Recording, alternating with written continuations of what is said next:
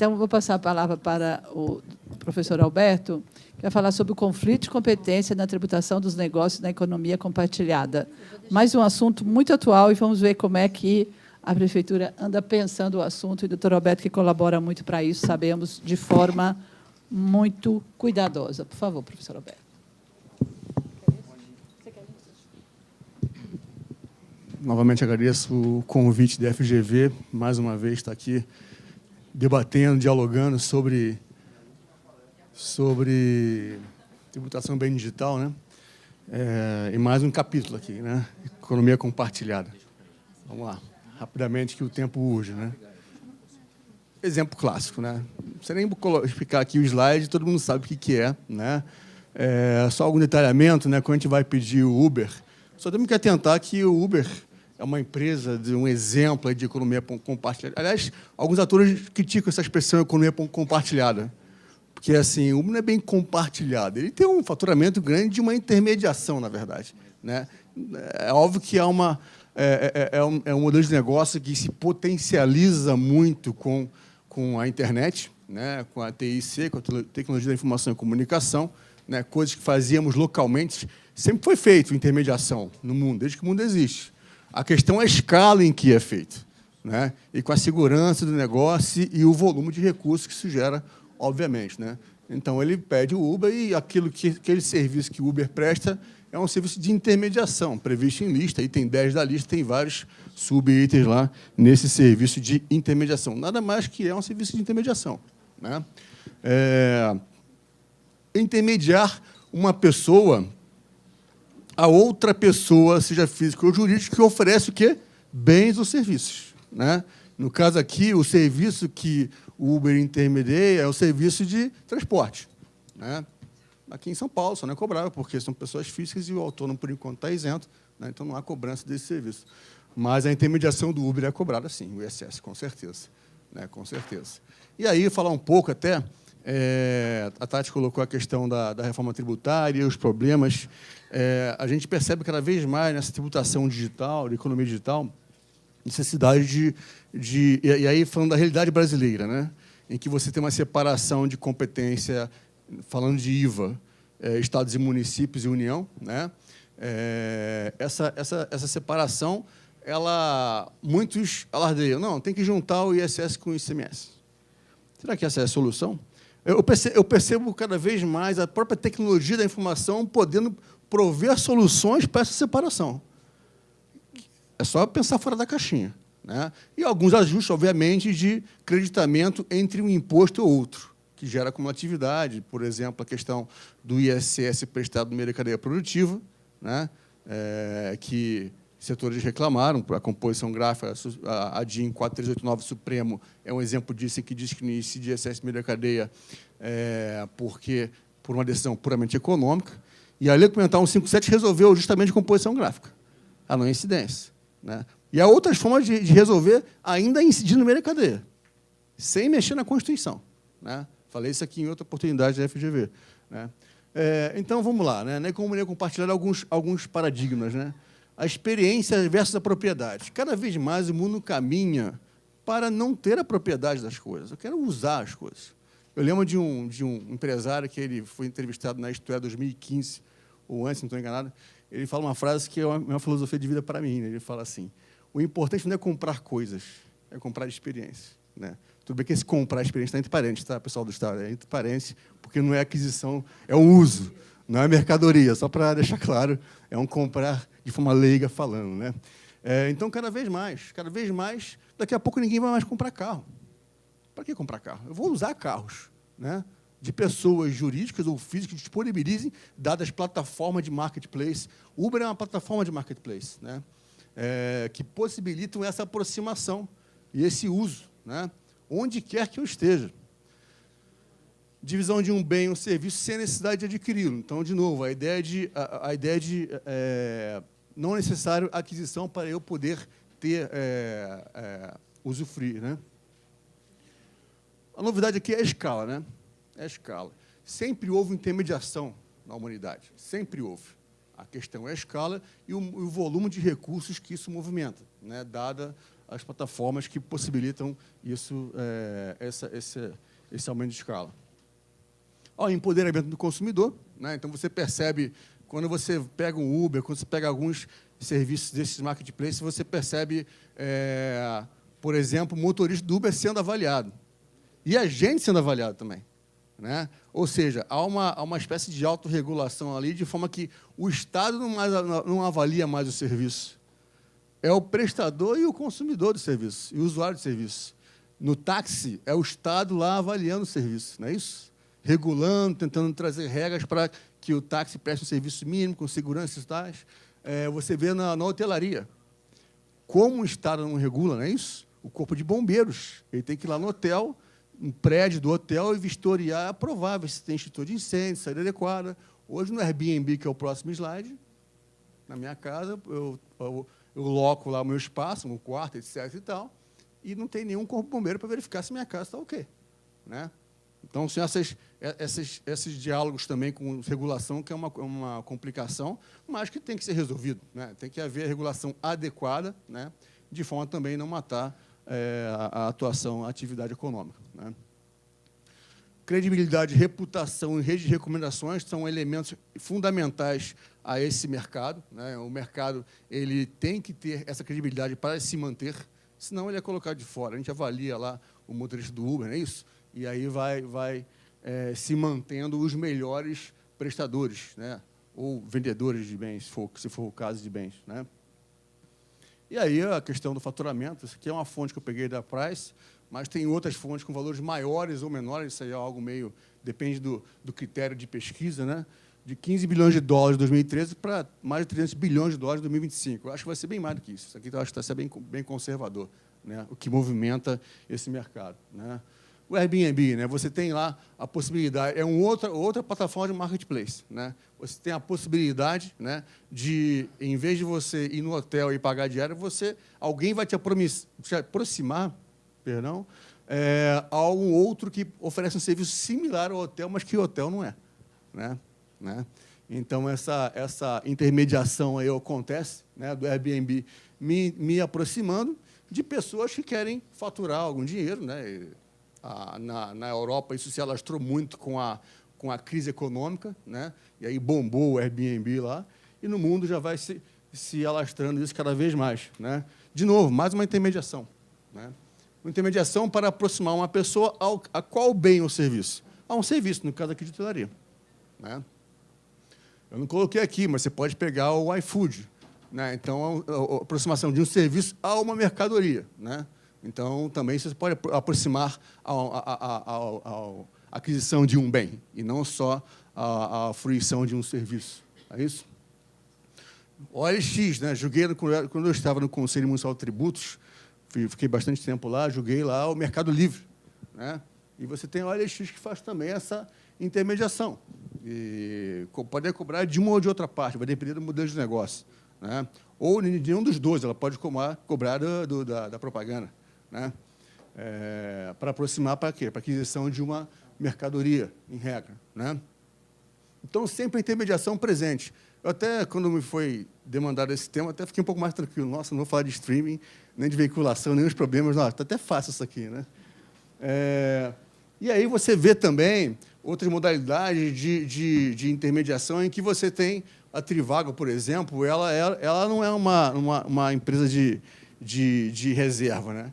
Ela faz de busca, ela é uma meta-busca. É a busca da busca. Né? Por quê? Porque eu vou no Trivago, ele não faz reserva para mim. Ele faz uma busca em todos os outros sites de reserva. Né? Então, você tem o Expedia, Booking.com, Decolar.com, alguns exemplos só. Né? Hotéis.com, e esses, sim, fornecem a reserva. Aqui é uma intermediação. Né? Cada vez que eu clico lá, eu vou no Trivago, eu pesquiso, e eu gostei daquele quarto lá que está sendo oferecido por um outro site, um desses aqui. Quando eu clico, vou para o site, a Trivago já vai faturar algum.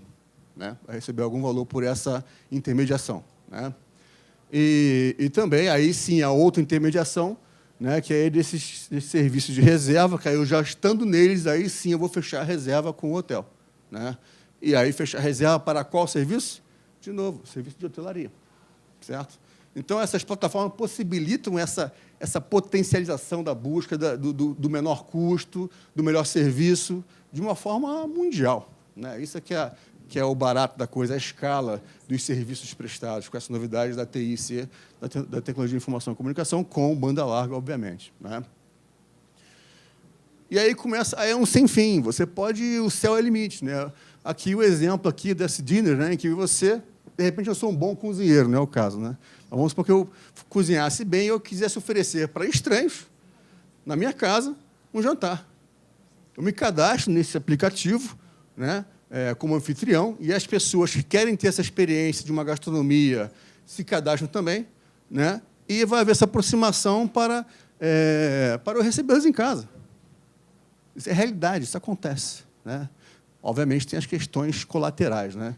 A gente vê casos de segurança, né, crimes acontecendo, é óbvio que tem que ter tudo os problemas colaterais acontecem, mas é uma realidade de mercado, né, em que o visitante ele faz o seguinte: ele seleciona a cidade, ele reserva almoço e jantar, ele degusta a receita, na casa do anfitrião, e avalia a experiência.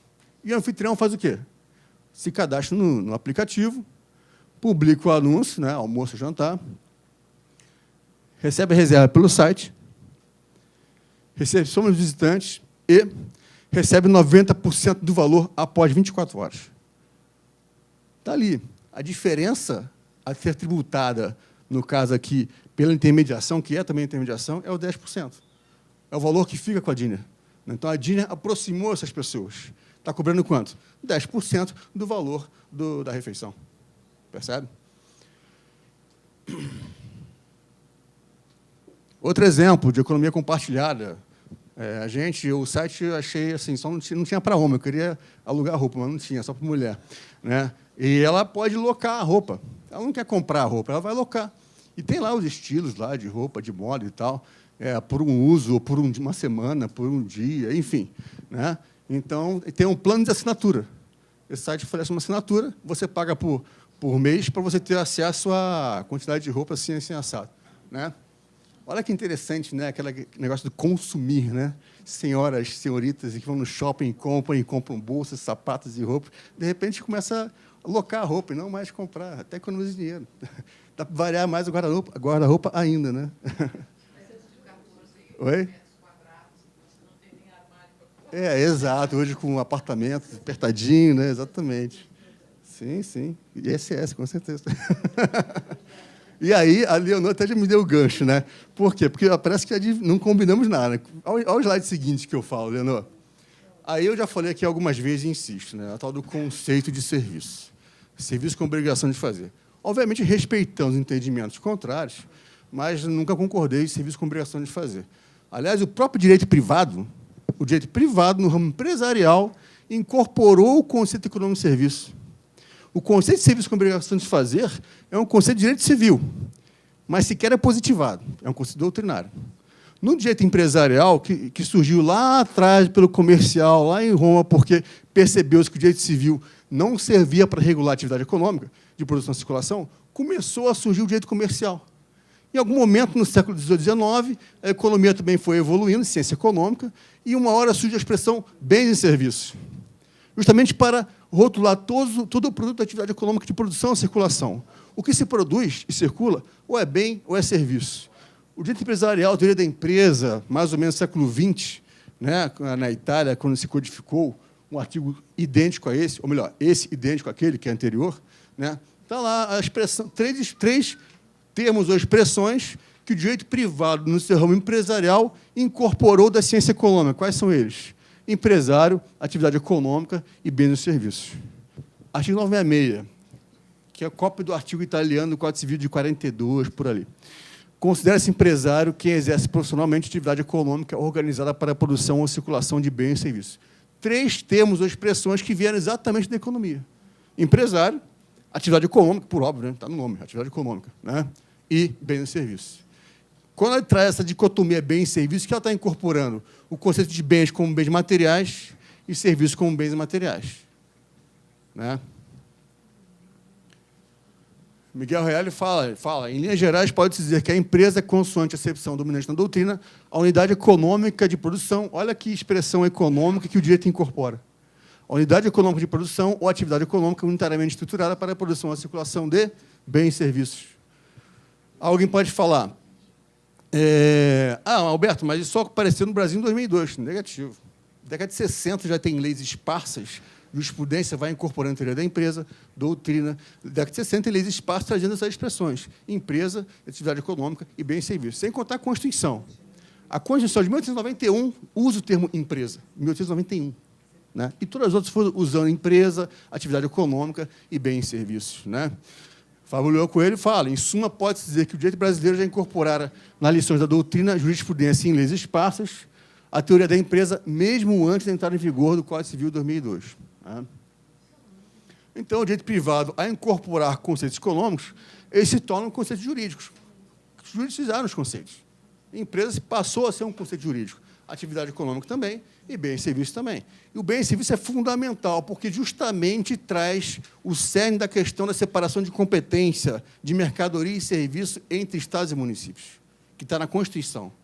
É o critério mínimo. É o critério mínimo constitucional de separação de um ou outro, que é a tangibilidade. Né? A Carol comentou que tem duas ADIs no Supremo, uma contra o decreto do Estado de São Paulo e o outro contra o decreto do Estado de Minas Gerais, em que já há parecer de AGU e PGS, uma das duas, pelo menos, encampando aquela teoria da ADI em 1945, que foi julgada em cautelar no Supremo, levou 12 anos para julgar, encampando a ideia que, não sei se foi Gilmar Mendes, se não estou enganado, que traz a ideia de que a evolução dos tempos ensejaria considerar mercadoria como mercadoria virtual também. Espera aí, desculpa.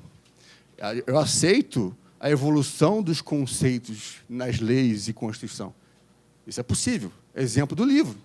O livro, a conotação ela é expandida quando você abarca na conotação livro, que está no texto constitucional, apesar de falar na humanidade, apesar de falar livro e o papel destinado, dá para abarcar o livro digital, o e-book, né? Até por conta da regra de imunidade.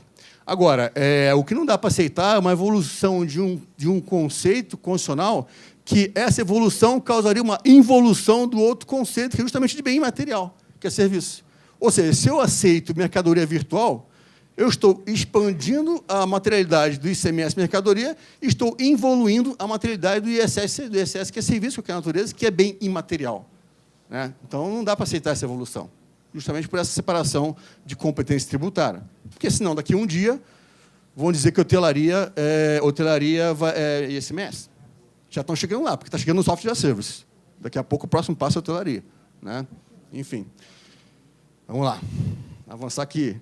Tem que recuperar o tempo. Então, serviços, na linha de produção de bens, da atividade econômica, a produção de bens, ou seja bem material ou bem imaterial. Se é bem material tangível, é mercadoria, ICMS. Se é bem imaterial, é serviço, de qualquer natureza. Então, resumindo, a economia, assim como o direito, o conceito de bens e serviços, traz essa dicotomia. Né? Não há um terceiro gênero. Qualquer licença, locação... Aliás, é interessante, porque a tecnologia da informação ela escancarou a ideia da utilidade, do serviço como utilidade. Quando você não tinha tecnologia digital, você locava uma cadeira, locava um carro, você não enxergava a utilidade, porque como é que eu falo que a locação é obrigação de dar? A pessoa não dá para mim, ela me empresta. Ela me entrega o bem. O que ela me dá? Não dá nada. Dá pressupõe transferência de titularidade. Né? Então, eu uso aquele bem. Agora, hoje, com a TIC, em que eu consigo enxergar o uso de bens intangíveis, é a questão do disquete do CD-ROM, que estava lá o suporte físico, que foi o gancho para a Sepultura Pertence 98 da ASO ao ICMS, ao software de incidência de ICMS. E aquela classificação que é estranha, né, de encomenda e prateleira. Né? Agora, não tendo mais disquete CD-ROM, você faz download, ou nem download faz, se escancara o uso. Sempre foi uso. Nunca deixou de ser. Porque software não se vende, software se licencia. Né? A não ser que você aliene direito autoral. É uma outra história que também não é bem material. Teria que haver previsão em lista para tributar de ISS, alienação direito autoral. Não estou enxergando, mas é zero, né? Tá bom. Tá bom. Então, é interessante, os três conceitos que vieram da economia incorporados pelo direito privado. Não falo nem Constituição, direito privado. Então, o direito empresarial incorporou esses 3 conceitos, que vieram da ciência econômica. É óbvio que, quando ele os incorpora, ele os torna jurídicos. Então, não só o direito empresarial os tornou jurídicos, mas a Constituição também. Então, o influxo conceitual desses conceitos, não só via direito empresarial, mas também via Constituição, de forma direta, né? Então, daí eu afasto qualquer entendimento, no meu humilde entendimento, de que software não seria obrigação, não seria serviço. A licença de uso é um serviço, né? Está claro na dicotomia bem-serviço, né? Leis esparsas, como eu falei, foram incorporando. Você pega a lei da franquia, por exemplo. Essa é a lei de 62, né, que regula o abuso do poder econômico. Ela está a expressão empresa, que é uma expressão econômica. E outras leis foram trazendo a expressão bem e serviços nessa linha dicotômica bem material, bem é o produto, né, e serviço como bem imaterial, né? Então, a locação seria serviço, né? Nesse julgado, o STF reconhece isso, né? Então, ele dá um sentido muito mais amplo ao conceito de serviço do que simplesmente obrigação de fazer. Esse julgado é recente, foi publicado esse ano, julgado ano passado. Olha lá, serviços, bens imateriais em contraposição aos bens materiais, né? E aí vai a propaganda, né? O meu artigo foi citado nesse julgado, né? E aí eu deixo bem clara que a ideia, né, que a aditivação de qualquer natureza só faz sentido se você admite um conceito constitucional amplo de serviço, né? Porque, realmente, o serviço como bem imaterial, ele está na fronteira um tanto quanto turva, né? Porque ele é residual mesmo. Ele é residual, né? Tanto assim é que o PIB de serviços em qualquer país do mundo, até hoje, é calculado de que forma? Pega-se o PIB total do país, exclui-se o PIB de materiais, o que sobrar é PIB de serviços. Porque é difícil você mensurar, né, em ter um indicador. Então, você faz de forma residual, né? Então, aí, enfim, diversas plataformas, BlaBlaCar, que você pega, compartilha uma carona, né? Aí essa empresa ela vai ter um valorzinho que vai ficar para ela, nesse compartilhamento, intermediação também. A Turo, lá nos Estados Unidos, em que eu pego um carro, eu tenho um carro, e eu me cadastro nessa Turo, né? E alguém quer usar um carro que está na rua, quer usar um carro também, se cadastra. Eu coloco nesse site, o aplicativo, os horários disponíveis do meu carro, que está na rua, né? Essa pessoa, ao estar cadastrada, vai ter uma chave que, ao desbloquear, ela vai conseguir pegar o meu carro na rua e usar. Meu carro, pessoa física. Percebe? Percebe? Então, eu pego o carro e uso lá onde ele quiser, onde eu quiser. Netflix, tal, estou acabando. Cargo X, que é o Uber dos caminhões.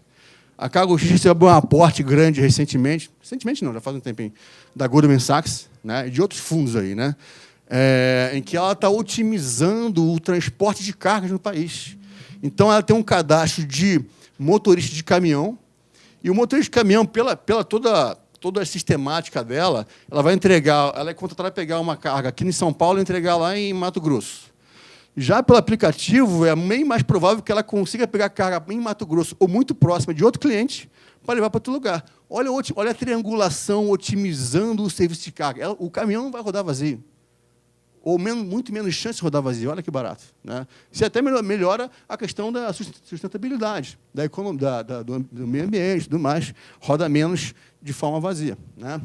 Trivago, já falei. Zipcar é um parecido com o Turo, né? E aí, só lembrando a questão do nome, né? A gente fica amarrado, às vezes, ao nome do serviço, né? Lembra vocês que a própria lei complementar, no seu parágrafo 4º, artigo 1º, fala: a incidência do ISS não depende da denominação dada ao serviço prestado. Ah, com certeza. Porque mercadoria, que é algo tangível, você controla. Serviço, prestou, acabou. O nome que se der, ora, tem que ter cuidado, né? Até eu falei aqui no evento anterior que eu fui, o mercado está dando o nome de impressão 3D. Impressão 3D, e no site está assim: impressão 3D é um serviço, parará. Não é um serviço, é uma industrialização. Se constrói, se fabrica um bem ali. Apesar do nome impressão. Percebe como o nome é irrelevante? Né? Gente, é isso. Muito obrigado.